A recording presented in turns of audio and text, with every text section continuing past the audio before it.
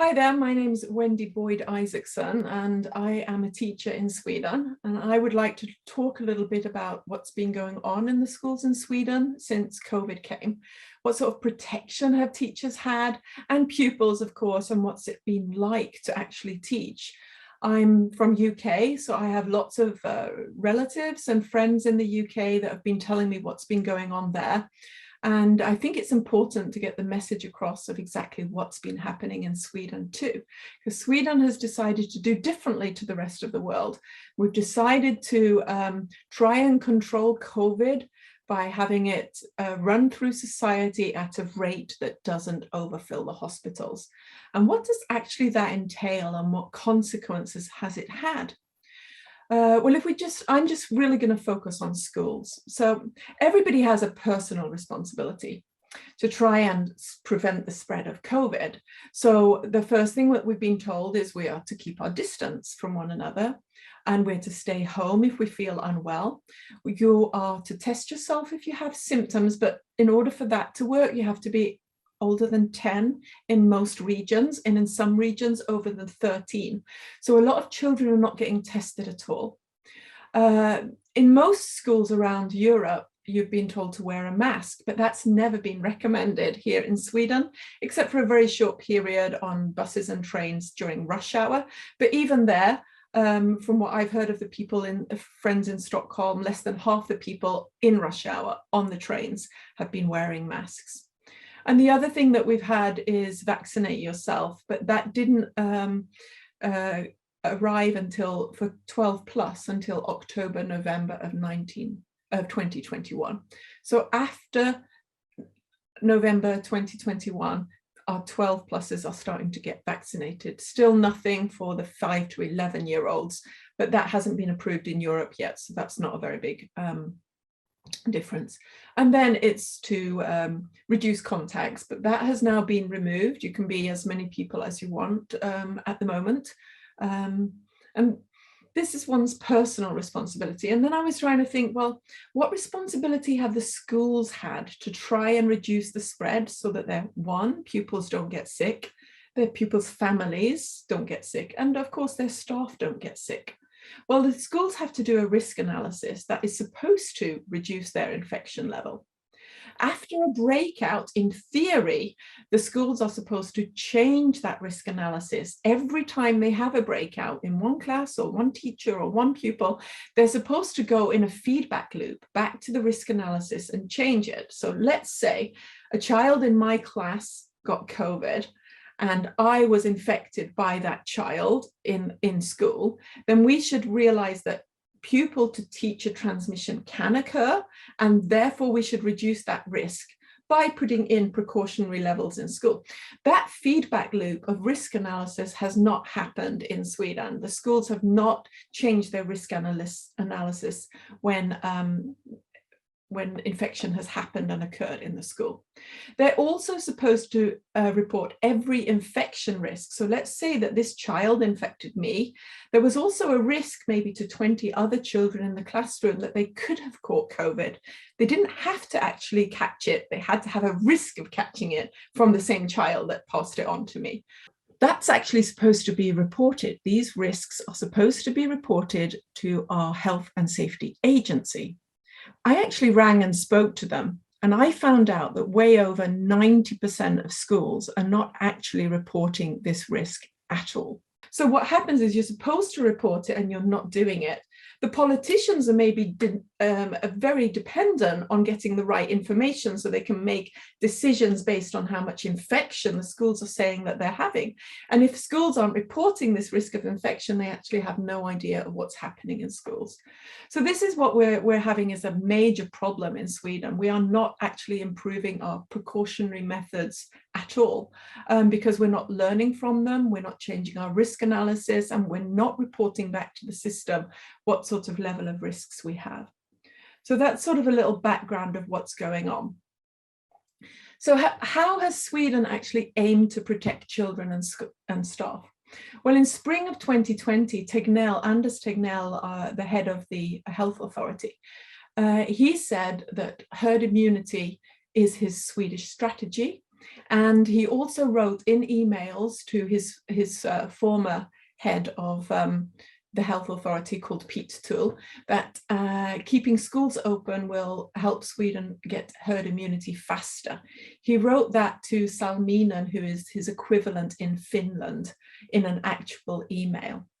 In 2020, the health authority said that every child in a shopping centre needed to have at least 10 square meters of space around them. But in school, they said there needed to be no such minimum. So in schools, we can be 20, 30 children in a classroom, and there's absolutely no limit. In 2020, up until the 1st of December, COVID sick families still had to send symptom-free kids to school. So our health authority has basically denied that children are asymptotic, and they said that the chance of you getting the COVID infection and being symptom-free is almost negligible. So they didn't accept that COVID is airborne, or that children can spread the disease asymptomatically, or that you can spread the disease, your most infection, the first day or two before you actually get symptoms. So what we get is we get a lot of children going to school, maybe none getting, some getting no symptoms at all, some spreading the disease before their symptoms start to break out. And this is a major problem. This is why it spreads so quickly in schools in Sweden. Risk families were forced to send their children to school with no preventative measures. And if you didn't send your child to school, you could be fined every day. Mask wearing in schools has been deemed as totally unnecessary through the whole pandemic, even though we now know that COVID is airborne and asymptomatic spreaders can spread a lot of COVID. It's still deemed unnecessary to have a mask in school, and our health authority has repeatedly said that wearing a mask could increase the risk of infection. So we're getting a lot of misinformation coming from our actual health authority. And then they published reports that have been non-peer reviewed, where first report they said that there was no increased risk to teachers getting COVID infections. Then the second report that they published said that there was no higher risk for teachers than healthcare workers. So the first one they had was like, there's no extra risk for teachers, comparing us with all workers. But then suddenly they realized there was a big risk for teachers, and teachers are now amongst the highest risk. Now they said that, well, teachers are not getting any sicker than doctors, but doctors are allowed to wear masks, and teachers are not allowed, recommended to wear anything. So the Corona Commission of Sweden just recently proved that teachers have a very high risk of getting COVID at school. 70% of the outbreaks in December 2020 were just originating from school in one of the weeks. I think it was week 47 last year. And instead of trying to investigate more thoroughly why schools are being the source of the outbreak and the driving force, and what they could do to reduce it, they actually decided to stop measuring all school outbreaks. So they didn't care. It felt very much anyway like they didn't care about school outbreaks, and they wanted to cover it up and just carry on allowing schools to have this outbreak. So the Health Authority of Sweden, their mantra was, kids don't get seriously ill, kids don't infect others. If they do infect others, it's just between the family. They don't infect the teachers, and they don't infect their pupils, their friends at school. And they've also spread, that natural infection is better than vaccination, and that COVID is definitely not spread by aerosols, only by large droplets. Defining the difference there between aerosol and droplets was not very clear either. So my question is, was our health authority actually using children to spread COVID in the community by actually denying them protection in schools? Well, what preventative measures have we had in a Swedish school then? Well, we've had alcohol gel in the classroom, and we've been able to, wash our hands with alcohol gel before we go in. We've had no mask recommendation for the staff or the pupils. Some staff have been threatened with being sacked if they did wear a mask. Children were suspended from school for wearing masks, and some whole municipalities banned masks until it went up on the media, discussed about it, and then that finally was taken away. We've had no screening kits at all in school to try and identify the asymptomatic children. Once a week would be amazing, once a month even. But I know that in UK, my family and friends have had bi-weekly screening kits of all pupils and all teachers. There's been no carbon dioxide measurement in the classroom. No, in UK, they're trying to make sure that there's carbon dioxide measurement in every classroom. That hasn't happened at all in Sweden. And I've seen no discussion about the government providing carbon dioxide meters for every classroom. There's been no class bubbles. So after I work in a school with 1,000 pupils and 100 teachers. So they're still changing classroom every hour. They're still going to the corridors. They're still going in the lockers. We've got one main stairway in the school, and that's where all the kids are changing floors. We have 3-story building. So they're meeting one another all the time. There's no sit in your classroom, move the teachers. There's no HEPA filters or any other type of filter to try and reduce the amount of virus spread in the classroom. There's no minimum distance in the classroom or the corridors. Compulsory schooling system that's up to 16-year-olds have not been closed at all since the pandemic began, except for a few weeks after Christmas 2021, when it was a very high spread. Then some schools actually did close down, even the compulsory. And we went over to digital learning, which it's not ideal, but it worked fairly well for most children. Those children from poorer backgrounds were given free Wi-Fi. Every child has a computer in Sweden that they were able to use for distance learning. If they had learning difficulties or they needed special assistance, the schools were open for them on a more on a one-to-one basis with a special teacher. The health and safety law to report risk of infection was flouted by basically all schools. And following the health authorities' recommendations was actually deemed more important than following the law. There's a very strict law about how to protect teachers and children at their place of work, and how to make sure that you do have this loop constantly working, identifying outbreaks and eliminating the risk of the same sort of outbreak in the future. But that was repeatedly flouted by many schools.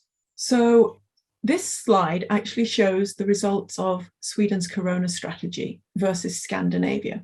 I've also inserted UK here because a lot of people know that UK has had lots of lockdowns and lots of problems, so how are they doing compared with Scandinavia and Sweden?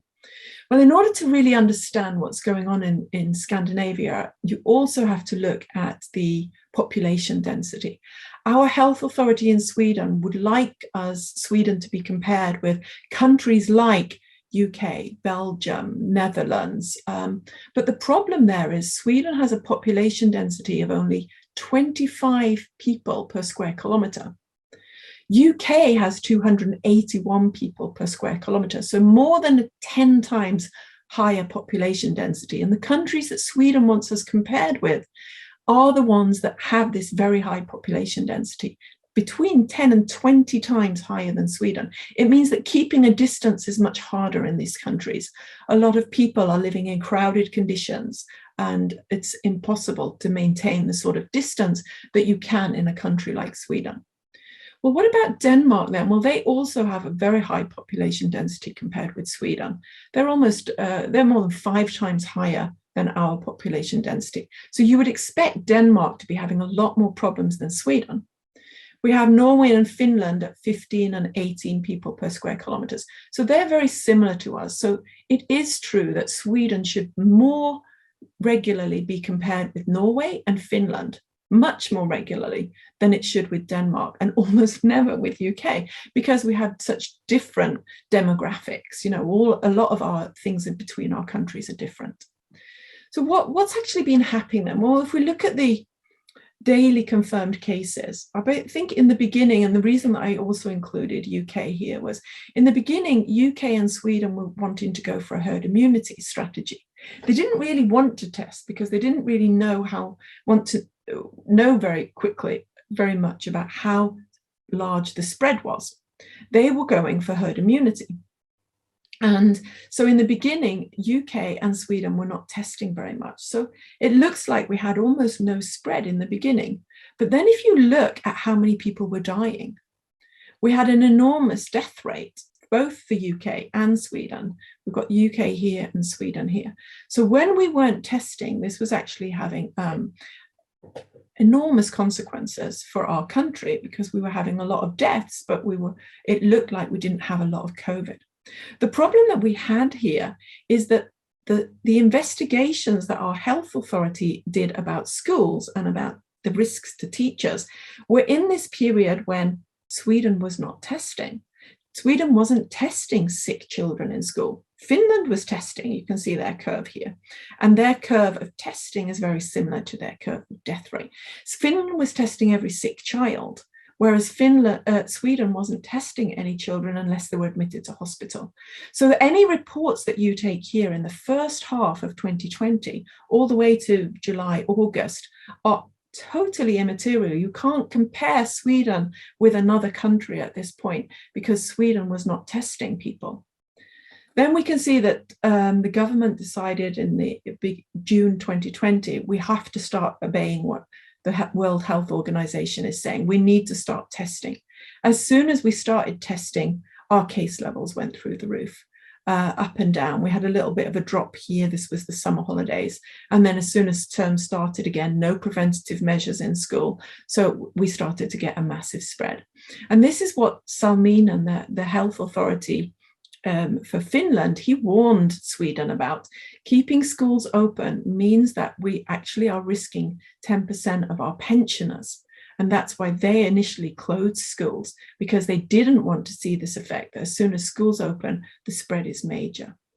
When we get a high level of spread, and it is being tested in Sweden, we also see that we get a high number of deaths, even though by December, January 2021, we had better methods of teaching the illness. We were getting fewer people dying, but when you get a high spread, you're going to also be getting a lot of deaths. You can see here that it's only Denmark really that's even following the UK and Sweden's curve.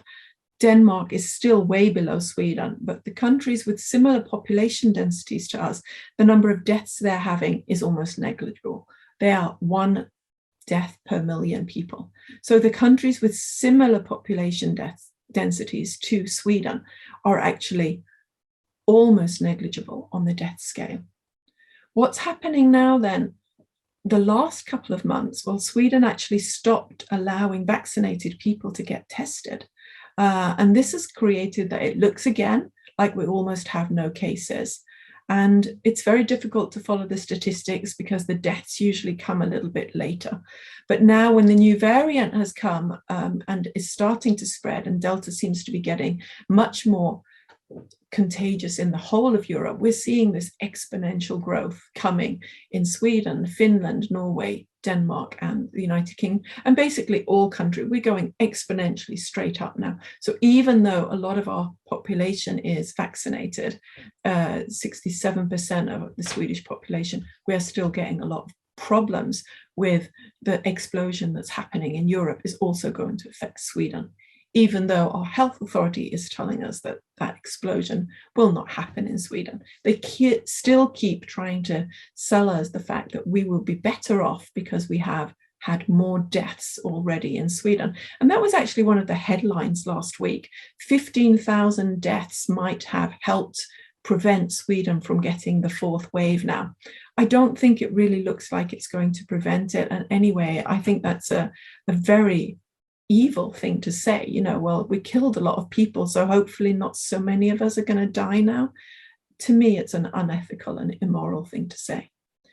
Well, are we in Sweden actually having a low infection level that it seems? We do seem to be a little bit behind Denmark and Norway.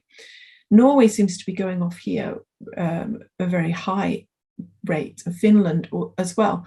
The problem is that Norway and Finland and Sweden were actually not testing very much of our population. So when you test very few people, and you could then, you know, get a positive rate of, like Norway at the moment, is over 16% of everybody they're testing is positive. The World Health Organization is recommending that we should be under 4%. If you're around 2, 3, 4%, then you're testing enough people if that's the number of positive cases that you're getting. But what we get is that Sweden, Finland, Norway, we're 5% and way above.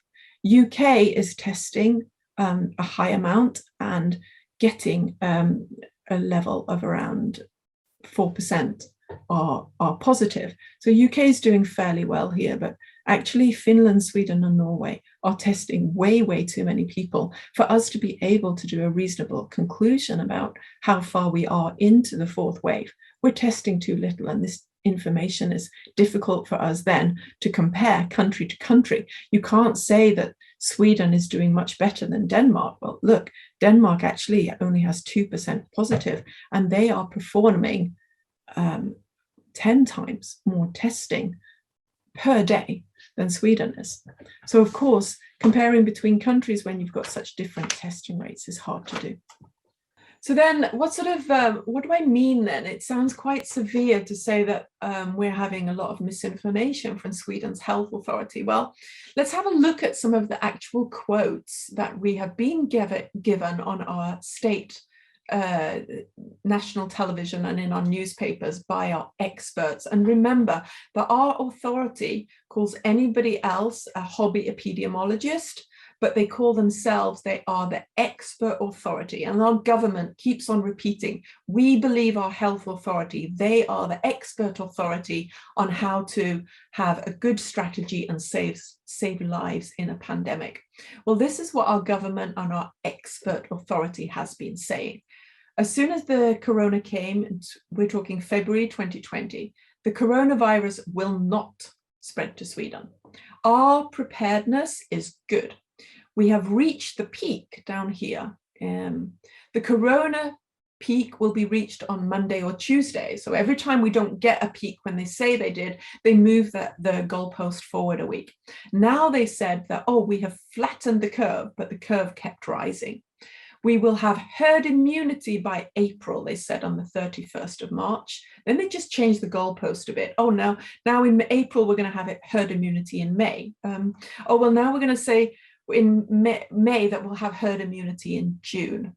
In the 15th of March, Tegnell praises the UK idea of herd immunity, and he writes an email, said, we have walked through all the alternatives and we've landed in alternative 3, which is the herd immunity alternative in this email. Now they say on the 16th of June that Sweden has peaked and infection rates are going downwards while we're on an upward curve. 17th of July, 40% could be immune against corona in Stockholm. 12th of July, Sweden is going to do much better than Norway in a second wave of infections. They're always comparing ourselves to our Scandinavian neighbors when they're much at a higher rate, and almost like mocking them that we have the right and correct method and Norway is going to pay for their not following the science like Sweden is doing. The Swedish Prime Minister on the 21st of August says, we made the right choice. Sweden has made the right choice. And he was very proud of his health authority. And now on the 30th of August, as Sweden starts to finally approach Norway's level of infection, they state that their assessment proved to be correct.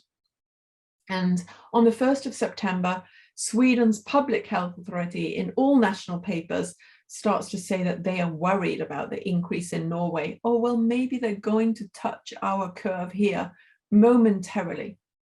Tegnell then gets surprised on the 12th of September by the increased level of infections. Sweden does not have his second wave, he states, as we are on a steep curve upwards.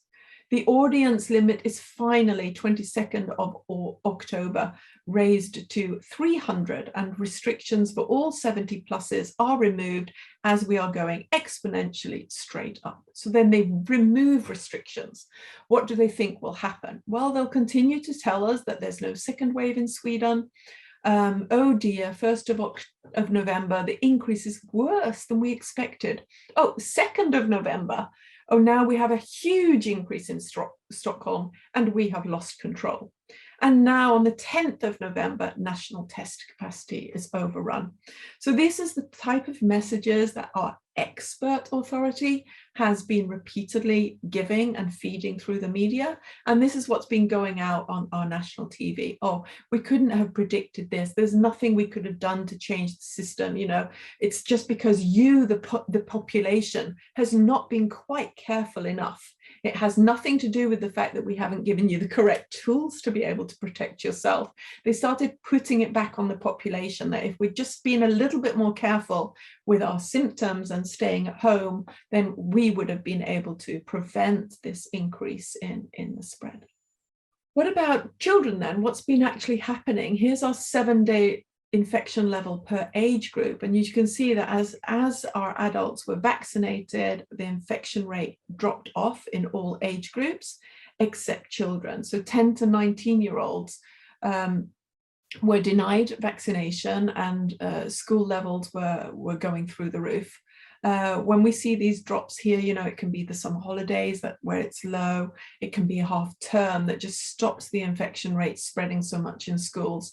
And now we finally have allowed 10 to 19-year-olds or 10 to 16-year-olds to also be get the vaccination. But we were the last country in the whole of Europe to allow children to get vaccinated and protect themselves. What sort of effect has it had then? Well, we saw that we had actually 6 times higher population density than Denmark. So you would expect that Denmark would have a much higher death rate than Sweden did. But Denmark was very, very careful in March of 2020 when the infection rate started to rise.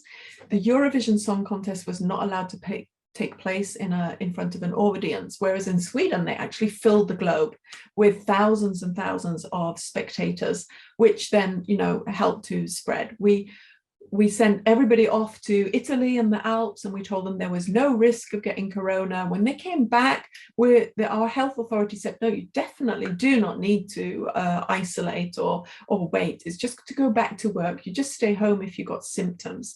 And so we started off with a high infection rate because of the policies we had, not because people were uncareful, because they did ask the health authority, should I go to work or should I stay at home and make sure I don't have COVID or my children don't have COVID and spread it in schools. So they were told to go back to work. And so these are the consequences. Our health authority is saying, well, it was only the old people that died because of our lack of precautions in care homes. They wouldn't allow care workers to wear masks. But if you look, we have 4 times more 0 to under 40s actually dying. More Swedes died than Danes. There's 5 times more 40 to 49-year-olds died, more Swedes than Danes. 3 times as many 50 to 59-year-olds Swedish people died than Danish. So in every single age category, even though Denmark has a 6 times higher population density compared with Sweden, our people were dying at a much higher rate because we had a bigger spread of infection and there was little precautionary measures. If we look at Norway, it's even worse. In Norway, we can see that, of course, that the older people, the 70 pluses, are sticking out extremely much. 9 and 11 times as many Swedes in the care homes died compared with Norwegians or of that age group. But even here, even the people under 40, 6 times as many Swedes per capita died than Norwegians. 40s to 50, 4 times more Swedes than Norwegians died per capita of COVID. So which strategy you chose and how much you protected your population didn't just affect the aged, it affected every single age category. And we see a similar picture between Sweden and Finland, that in every age group, we're talking here 400% more Swedes die, 300% more Swedes die, 300% more Swedes die than Finnish people, and in every age category. The sources here, and I have to thank Maria Thorlund as well for a lot of this data. We looked at it together, and I did the calculations and Maria did the slides that I think made it very clear what's happening. So when we're talking misinformation, Finnish school versus Swedish school then, when the Swedish schools were not allowed, children were not allowed to be tested. So at the time in the beginning of January, in the first half of June 2020, when Swedish children were not allowed to get tested unless they were actually admitted to hospital, the health authority of Sweden did a comparison of how many sick children Finnish schools had where schools were closed, compared with Swedish schools that were open. And they gave this report that said, look, there's almost no difference between open schools and closed schools per capita. But the problem is here, Finnish schools tested every single child that had symptoms. Swedish schools only tested children that were admitted to hospital. So there's only really one number in this table that's important. How many Finnish children were admitted to ICU? One Finnish child was admitted to ICU. How many Swedish children were admitted to ICU? Because here we've got both countries are testing the children that have been admitted to ICU for COVID. In Sweden, we had 14 children admitted to ICU. We had double the approximately population of Finland. So that means we have 7 times as many Swedish children admitted to ICU as Finnish. And this report, this was not even mentioned in the report. They just said that being admitted to ICU was rare. They did not even discuss this discrepancy. This report was then used and quoted by the European Centre for Disease Control as a reason to open schools. But you're comparing apples and pears. You're comparing one country that is testing every single child for COVID that has a symptom with another country that is only testing children that have been admitted to hospital. So I think this is a terrible report. And if it had been peer reviewed, it would have been laughed at and thrown out of all honest publications. So, and this is the sort of misinformation that our own health authority has been spreading in Sweden. We also have MIS-C. Well, what is MIS-C? This is the illness that children can get from COVID as an adverse virus reaction. They can get swollen feet, hands can be red and swollen, they can get bloodshot eyes, they can get split lips and ulcers on their tongues, they get constant fever, often exhausted. Well, is there any difference? Can we actually compare between countries and see, well, has Sweden, who has had a much higher rate of infection of children because we've had no precautionary measures in school, do we have more MIS-C than other countries? Well, actually, yes, we can. So the multi-inflammatory syndrome in children, MIS-C, we can see that Sweden has had 28 cases per million, whereas in US, that has also had an awfully high spread of COVID, they've only had 14 cases per million. And if we compare ourselves with Germany, where in Germany they've had bi-weekly testing, they've had masks in school, they've had open windows in the middle of winter, they've only had 5 cases per million. So the measures, the safety measures that you put in school can have a very big effect on children who become very, very seriously ill with MIS-C. In Swedish media, when we're talking about misinformation, Swedish media keeps talking about, well, what high level of vaccination we have in Sweden is 84% is what they keep quoting, but it actually isn't 84%. We're talking about 84% of those that are eligible to be vaccinated over 16. Whereas what we actually have is those with 2 doses in the Swedish population, we of course have to include children, and those who can't be vaccinated is only at a rate of 67%, which is one of the lowest rates in the industrial world. Misinformation, again, here we were told that, the teachers are in the lower end of this risk. So here we have the risk of getting COVID for different careers. The lowest one is a university lecturer, because all universities just closed down last year.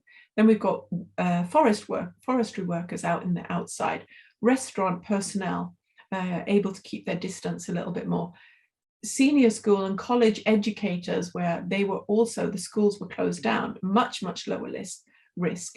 Then we come up to the people in the tills, of course, a little bit higher. Here we have teachers. So up at the top end here, just underneath, doctors, nurses, and assistant nurses. This is at the higher end of being subjected to COVID. So our health authority has been misinforming us that teaching had no higher risk than any other career. And we can see here are teachers. This also means if teachers are at high risk, also our children, every pupil in Sweden is at high risk of being infected at their place of work. Another problem we have about misinformation is that we've had a lot of statistics removed. So Sweden only reports anybody who dies within 30 days of a positive COVID test. If you die within 30 days, you're considered to have died of COVID. But then it can be actually removed from the statistics if I'm not sure who it is who's doing this removing here. I'm not sure if it's our health authority or if it's our social services. But what we can see is that there were 19 children who were registered that dying within 30 days of a positive COVID test. Then 6 of those children were actually removed from our official statistics. So simsalabim, we are now only, abracadabra, we are now only 13 children who have 0 to 19 who have been said to die. So what we're doing is we're removing 32% of those deaths that are happening. And what we see is there's a very significant trend here, that when it's children or young people dying, they're being removed quite sneakily from the statistics, and there's no information of why they're being removed. Whereas for the older people, there's hardly anybody being removed from these statistics. And there's very little data for us. So it feels like they are trying to remove children from the death statistics without any explanation of why they've actually been removed. So it looks as though not quite so many children and young people are dying of COVID. Or another excuse is quite often, well, they had other risk factors that would have affected their lives anyway. But don't they have a right to life even if they have a risk factor? Where do you define a risk factor? Is it kidney disease? Is it eczema? Is it a bit of asthma? So, they've not been transparent on these figures and why they have been removing them. So to actually summarize then, what would I say has been very difficult to be living and working in schools as a school teacher? And I would definitely say that the hardest thing has been to have a health authority where we actually can't rely on what they're saying, where we feel that they are not protecting children at their place of work. What could they do? I mean, what could the health authority do differently? And what could the politicians force the health authority do to make schools safer and to make children's lives safer? Because this is the most important thing to me. It's how do we ensure that children are safe at their place of work, that we do not do a lot of speculating, that we actually accept that children are getting sick at their place of work, and what can we do about it? Well, there's actually a lot of things we can do. First of all, we could accept that masks, they're not perfect, but they do reduce the risk of infection anywhere from 10 to 50% with a normal surgical mask. If you then have an FFP2 mask or an FFP3 mask, you can get that protection level up to 80-90%. So one, masking in school, masking the teachers especially, because we have to talk quite loudly, and as we talk loudly so that the children at the back of the classroom could hear us, that we're going to be spreading aerosols. So masks on the teachers, masks on the pupils. What else could we be doing to prevent? Because this is just one of the, if we go back to the Swiss cheese model, this is just one thing that's going to help. What we should be doing besides masking is actually screening children. We do know that both teachers and children can spread asymptotically. If we screen everybody once a day or twice a week, Monday and Wednesday, early symptoms or asymptotic, we'll find out which ones have COVID, isolate them. We could do classroom isolating, that the kids do digital learning for 2 weeks. Remember, every child in Sweden has a digital computer from the age of 10 that is provided by the school. If they need internet, they can get that from the school. So definitely Masking, yes. Remote learning, if we do screening and we find cases in the classroom. HEPA filters. HEPA filters have been shown to remove the virus from the air. How do we know that we've got a lot of COVID is airborne? How do we know we've got a lot of COVID virus in the classroom? Well, we could test the ventilation by having carbon dioxide meters. So we've got masks, we've got screening, preventative measures, we've got HEPA filters so that we can get rid of any viruses that are in the classroom. So if we have parts per million level of around 2,000 parts per million of carbon dioxide in the air without it being filtered in a classroom, then about 4.5% of every breath that I'm taking is actually somebody else's exhaled air. And if they have coronavirus, then 4.5% of every breath I'm taking in can be infected with coronavirus particles.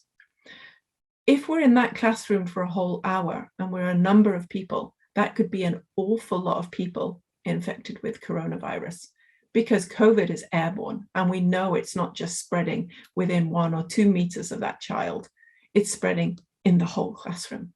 And this is a major problem.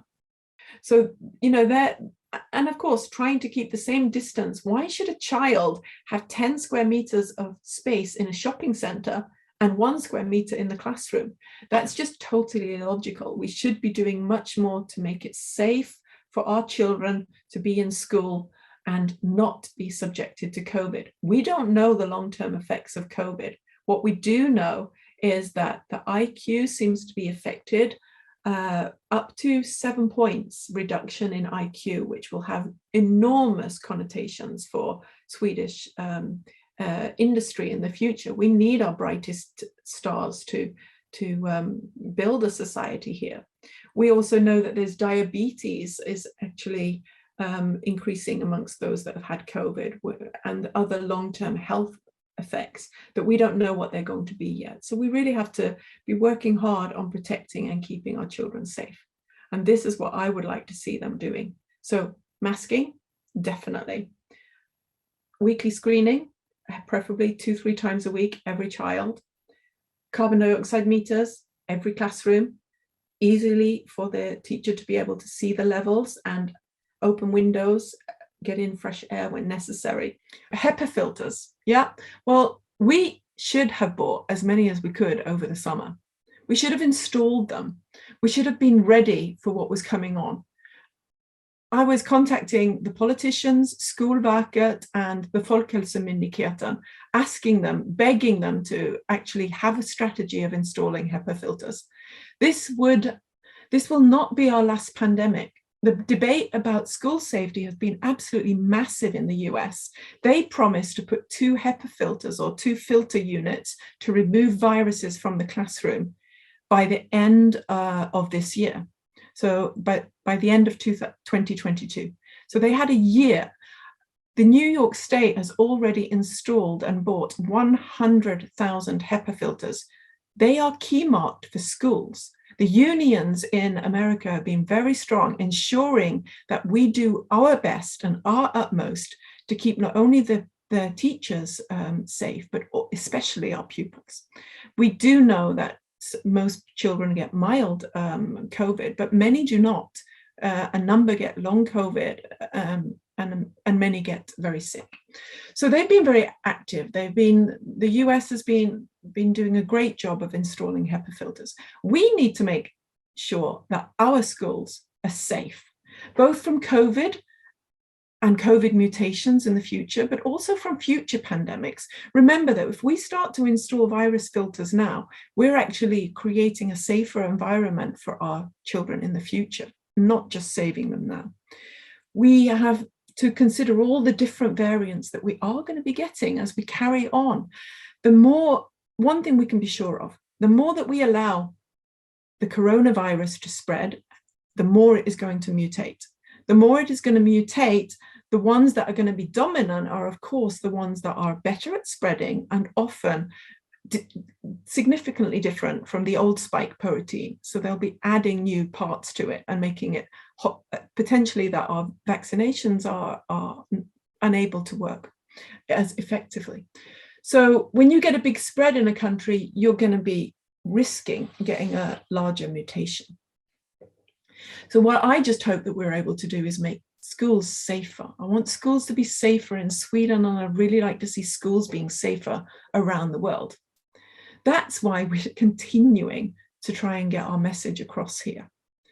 I wanted to make sure and clear that you understood what's going on in Swedish schools, because our Prime Minister has actually mentioned that Sweden is doing the same as most other industrial nations. And I don't feel that they are. I feel that in schools, in any case, we're doing almost nothing to protect Swedish children. And that's what's worrying me. I hope that your children are much better protected in your countries. And I think it's together we need to continue and try and do our best to ensure that children around the world in school, where they don't have a choice to go, they have to be there. So we need to ensure that schools are a safe place for our kids to be. And let's work together and continue to fight the good fight for the sake of our children. Because remember, they are our future, they're everybody's future. And if children aren't priority number one, then who is? Children should always be priority number one. Their safety comes first. Thanks very much for listening. And I'd love to hear what your thoughts are in your countries. Take care. Bye.